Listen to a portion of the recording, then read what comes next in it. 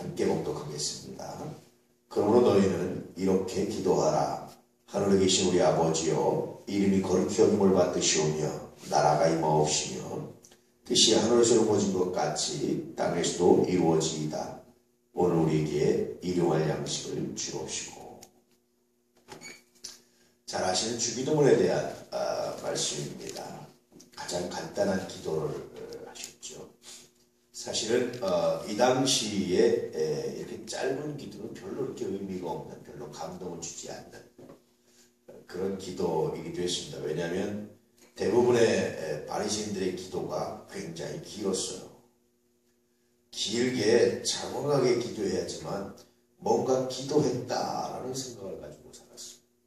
그러다 보니까 중언부언, 한 말 또 하고 한 말 또 하고 의미 없이 말하고 또 수식어가 많이 붙었어요. 기도에. 전능하시고 천지를 창조하시고 만왕의 왕이시고 우리의 하나님이신 여호와여. 얼마나 많습니까? 참 이렇게 앞에 수식어가. 이렇게 이제 하다 보니까 사람들이 기도에 별로 이렇게 감동을 받고, 또 하나는 기도를 자랑스러워 했어요. 자기의 영성이나 자기의 경건함, 신앙을 표현하는 수단으로서 기도를 사용했습니다. 자기의 의를 위해서. 예수님께서 아주 짧은 기도를 가르치셨는데, 이 짧은 기도를 가르치신 것에는 또 이 기도문 안에는 몇 가지 의미들이 담겨져 있습니다. 첫 번째가 뭐냐면 욕구에 관한 거예요. 우리 여러분 살면서 어떤 욕구를 갖고 계십니까? 제가 늘 우물에서 숭늉 찾는데요.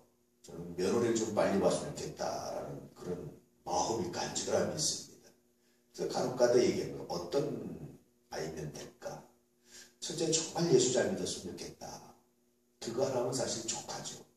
근데 만약에 할 수가 있으면 하고 점점 조건이 불어나는 거예요, 이제.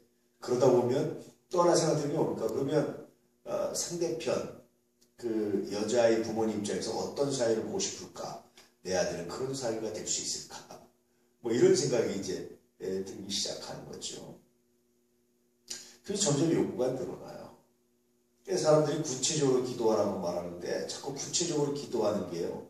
자기 욕구를 구체화시켜가지고 많은 욕구를 담는 게 반드시 그게 옳은 거냐. 또 그것이 하나님께서 보시기에 선한 거냐. 그대로 됐다고 해서 그것이 하나님의 응답이라고 말할 수 있느냐. 사실은 많은 의문이 드는 그런 내용들입니다.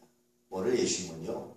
이 주기도문을 가르치면서 우리의 욕구를 어떻게 제한해야 되는지, 무엇이면 족한지에 대해서 말씀하십니다. 첫 번째, 우리가 세상을 살아가면서 가장 중요한 욕구가 뭐냐? 기도는 욕구와 관련된 건데요. 욕구가 뭐냐? 그것은 하나님의 영광, 하나님의 나라가 가장 중요하다. 하나님의 영광, 하나님의 나라가 가장 중요하면 이 욕구가, 이것이 정확하게, 이 인생의 목적이 정확하게 정립되어 있으면 그다음부터는 사실 이제 조금 수월하죠. 그런데 우리는 하나님께 영광이라는 목적과 함께 나의 영광, 나의 부귀영화라는 욕구가 겸해서 있기 때문에, 예수님 말씀처럼 겸하여 섬기기 때문에 그다음부터 이제 복잡해지고 기도가 아주 과대해지고, 모든 과대망상증 환자들처럼 그렇게 과대한 꿈을 꾸고 과대한 비전을 말하고 그러다 망해가고 쓰러진 일들이 얼마나 많은지 몰라요. 최근에 교회 역사상 최고의 경매가로 이단에게 낙찰된 교회가 하나 있습니다. 아주 강남에서 목회를 열정적으로 하셨어요. 영어 프로그램, 영어 예배 이런 거 만드셔가지고 굉장히 교회가 성장했는데, 그래서 이제 교회를 졌는데 몇백억짜리 교회를 진 거예요. 자기는 기도 응답받고 졌다고 말했는데 사실 이제 갚을 수가 없어서 경매로 나왔고, 그래서 결국 이단이 이제 그걸 샀습니다. 왜 그렇습니까? 욕구의 과다함입니다. 그 욕구, 그 비전이 마치 하나님의 뜻이라고 착각을 하기 때문에 그럽니다. 주기도문을 읽어보면 우리가 가져야 되는 욕구가 뭘까라는 겁니다. 첫 번째는 하나님의 영광입니다. 굉장히 원대한 욕구, 굉장히 원대한 꿈을 가졌는데 그다음부터 세상적인 것이 굉장히 최소한의 꿈이었어요. 일용할 양식이면 족하다라는 겁니다. 하나님 일용할 양식을 주십시오. 내가 100년 동안 자자손손 물려줄 물질을 주십시오라고 말하는 것이 아니라 일용할 양식이면 족합니다. 욕구를 제한하라는 거예요. 예수님께서. 세상적인 욕구를 제한하지 않으면 세상적인 욕구를 최소화시키지 않으면 자꾸 흔들리는 것들이 있고 자꾸 엉뚱한 욕심이 들어와서 그것이 결국 우리를 망친다라는 거예요. 일용할 양식 그 이상만 있으면 정말 족한 거예요. 만족하고 감사하는 겁니다.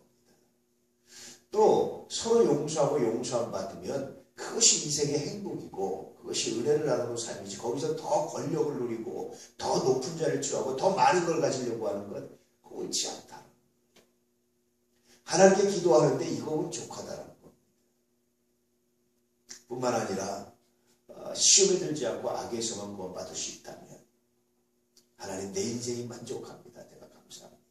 이 정도의 욕구를 제한하고 살고 이 정도의 욕구를 가지고 하나님께 기도하는 것이 그것이 온전하고 선하다라고 말씀하십니다.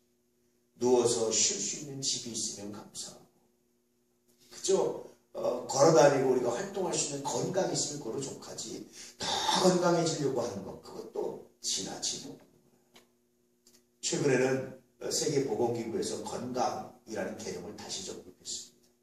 건강은 50대, 60대가 됐을 때 20대처럼 살려고 하는 건 건강이 아니라는 거예요. 나이를 먹어가면 나이를 먹어가는 만큼 20대 때와 50대 때와 60대 때와 70대 때의 건강이 다르다는 거예요. 자기 나이대에 맞는 활동을 할 수 있으면 그게 건강이라는 거예요.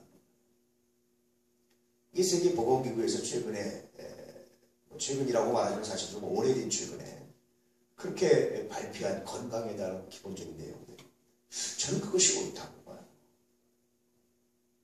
그래서 지나치게 20대, 10대 아이들의 건강을 유지하고 10대 아이들의 피부를 유지하려고 그러고 그래서 보톡스 맞고 여러분 그것도 지나친 겁니다. 연예인들이 그냥 70대 할머니가 무슨 30대 아줌마처럼 하고 나오는 거 그건 지나친 거예요. 지나친 욕심. 그런 욕심들이 신앙을 무너뜨리고 그런 욕심들이 우리의 삶을 무너뜨리고 그런 욕심들이 우리를 무너뜨립니다.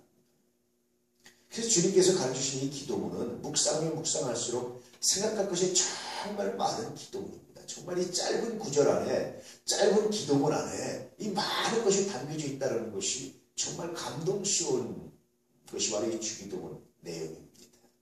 우리가 늘 습관적으로 하고 있지만 사실 이 기도문을 우리가 암송하고 우리가 예배 마무리에 하고 있지만 이 마무리를 늘 예배를 마무리하면서 사실은 굉장히 중요한 의미는 뭐냐면 내가 무엇 때문에 살고 있는가? 내 안에 어떤 욕심이 있는가? 나는 어떤 과다한 욕구를 갖고 있지 않을까? 내가 오늘 먹고 마시고 있는 것으로 정말 만족하고 감사할 수 없을까? 내가 왜 그럴까? 라는 것들을 생각해보고 묵상할 수 있는 것. 이것이 바로 주기도문이 주는 첫 번째 의미들입니다.